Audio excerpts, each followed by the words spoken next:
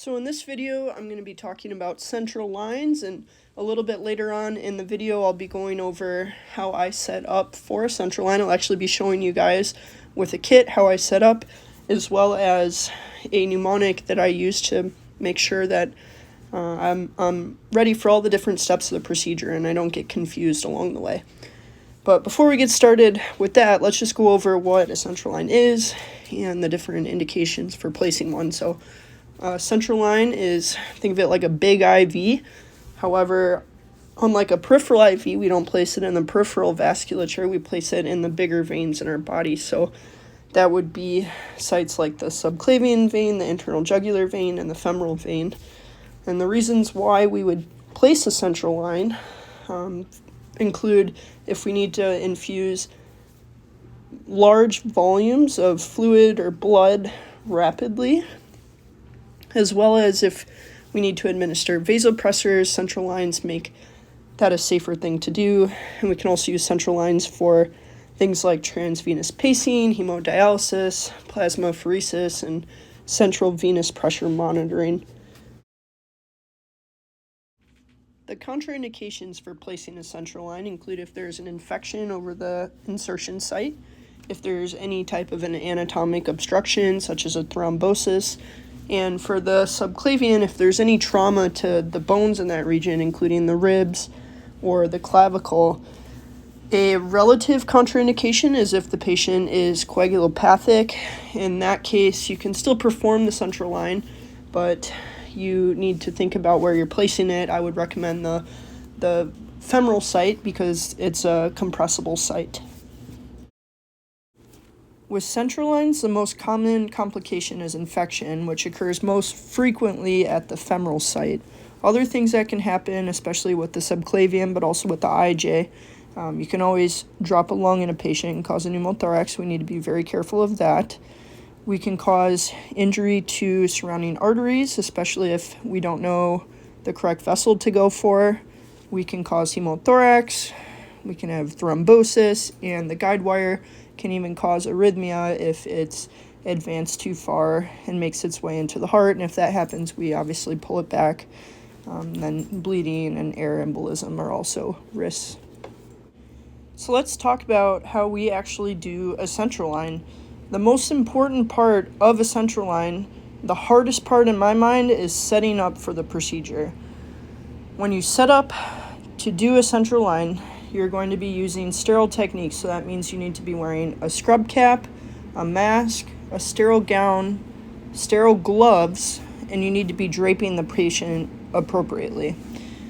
The first thing that you're going to do before you do the central line, after you've cleaned the patient off and they're dressed sterilely, is you are going to be providing the patient with local anesthesia at the point of needle entry. So that's what you can see me doing here, is drawing up some lidocaine into a small gauge needle. Well, I'm drawing it up into the 18 gauge here, and then I'm going to switch the needle here to a small gauge needle so that obviously it's less painful for the patient. Now, after the patient is numbed up with the lidocaine, and perhaps we've given them some IV pain medication and an anxiolytic medication to make sure that this isn't a horrible experience for them, it's time to really start thinking about how you're going to do this. And the way that I remind myself the next steps of the procedure and I keep myself moving through the procedure correctly is I use a mnemonic, which is now we can finally do lines. And what that stands for is now needle, we wire, can cut, finally find, so find the guide wire with your ultrasound, do dilate, and L line. So you'll see how I set this up. I have my needle on the left. Now we, there's my wire. Now we. Next thing is C, cut. Now we can cut. And that's what you'll use to do a cut down before the dilator. Now we can, you saw my hand there, that was me signaling find. Now we can finally find the guide wire. and then do is that blue dilator there, and then my line is the furthest thing on the right. So going through it one more time. I know this is obnoxious, but this is super important. This is the biggest part of the procedure I want to drive home. Is how you set this up. Now we can finally do lines. Needle, wire, cut down with the scalpel, find your guide wire, make sure it's in the right place with your ultrasound. D is dilator, and then lines. Now we can finally do lines. What you can see me doing here is flushing each of the 3 endpoints of my line to make sure that I'm getting the air out of the line, and that when the line is eventually in the patient, it's going to work properly, because it would be a very bad thing to put a piece of plastic in a patient and then find out afterwards that it doesn't work, because you just caused a lot of harm to the patient, took up a lot of your day, and it was all for nothing. So while I finish flushing the line out in the video, let's start talking about how we identify our landmarks with our ultrasound before we start advancing the needle into the patient's tissue. And the way we're going to do that is if we're doing a femoral line or an IJ, we are going to throw the probe on the patient, the linear ultrasound probe, and we are going to look for the vessel that is more collapsible, because that's most likely the vein. The artery, on the other hand, is going to be less compressible and more pulsatile. In some patients, the vessels are right next to each other, so you have to be very careful. In others, they have better anatomy, which makes things easier. If you're doing the femoral site, you can remember the mnemonic naval, which stands for nerve, artery, vein, empty space, lymphatics. And that is a way for us to remember that the vein is more medial than the artery is. Another way you can remember that is venous towards the penis. So once we have found our vein, we are going to insert our needle using gentle negative pressure on the syringe. And once we're in the correct place, once we're in the vein, we should notice non-pulsatile free flow flashing back into that syringe. Once we're in, we're going to put our ultrasound probe down, hold our needle nice and still so we don't lose our placement, and we're going to advance the guide wire, which is what I'm doing right now. I'm demonstrating this, unfortunately, with it out of tissue because I don't have someone to demonstrate this on, but the same principles apply. So I'm holding the needle with one hand to secure it and advancing the guide wire with the other hand.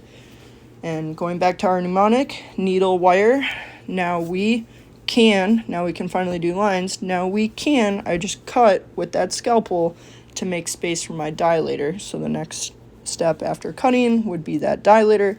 You push the dilator down, pull it back, hopefully the skin's dilated, and now I guess here I'm going to show you advancing that dilator on the wire, which can actually be tricky, especially when you're nervous and your hands are shaky. And sometimes a little trick for that is using the tips of your 2 index fingers to bring the wire and the dilator ends together, so that you can give yourself the best chance of actually getting that dilator onto the guide wire. So now you've dilated, you pulled the dilator off, and here you can see me advancing the line, which is going to go all the way down into the patient. And during this, you have to make sure to never, ever, ever, never let go of the guide wire. The catheter should pass easily. There shouldn't be any need for forcing. And once the catheter is into the desired length, you're going to remove that guide wire and you're going to check for blood flow from the catheter. If it's not a triple lumen, then you're going to need to connect the catheter to IV tubing. And at the end of all of this, you are going to be doing some suturing, because you got to suture that catheter down in place and place some sort of sterile occlusive dressing over that site. If you placed a subclavian or an IJ, you need to make sure that you did not drop a lung and that there's no pneumothorax. And so you're going to want a chest x-ray. And it's also wise, again, I always like to be super thorough with my placement because there's nothing worse than placing a line into the wrong vessel. I usually like to go back with my ultrasound one more time and just confirm that yes, I am in the vein, I am not in the artery, I'm not in the tissue. This line is where it's supposed to be. Just make sure at the very end, once you've proven that you have blood flow from each of the lumens, that you flush with some saline to prevent blood clots.